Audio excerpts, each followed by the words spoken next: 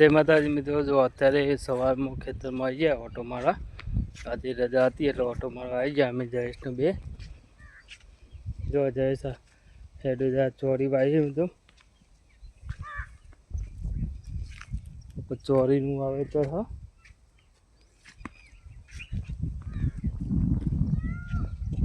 તો અત્યારે ઉનાળામાં ખેતર ખુલ્લા પડે આપણે ચોરી વાવી છે. ચોમાસાની વરસાદની રાહ જોઈ રહ્યા એમ તો વરસાદ ક્યારે આવશે કોઈ નક્કી નહીં. પાણી પાયું કુંડીમાંથી પાણી પાયું એમ તો